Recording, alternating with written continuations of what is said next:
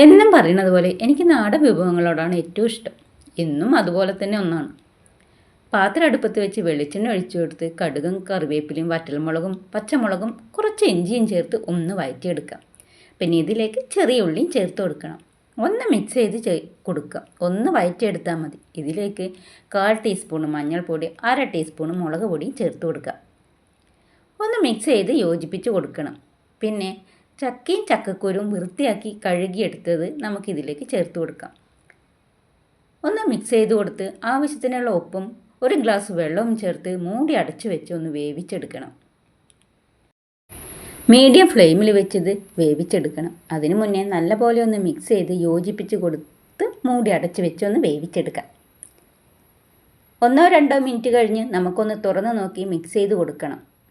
അപ്പോൾ ഇത് നല്ലപോലെ വെന്ത് കിട്ടിയിട്ടുണ്ട്. വെള്ളമൊക്കെ വറ്റി വന്നിട്ടുണ്ട്. നമ്മൾക്കിതിലേക്ക് ഒരു അരപ്പ് തയ്യാറാക്കി എടുക്കണം. 1/4 മുറി തേങ്ങയും 1/4 ടീസ്പൂൺ മഞ്ഞൾപ്പൊടിയും 2-3 ചെറിയ ഉള്ളിയും 1/4 ടീസ്പൂൺ ജീരകവും ചേർത്ത് ഒന്ന് ചതച്ചെടുക്കുക.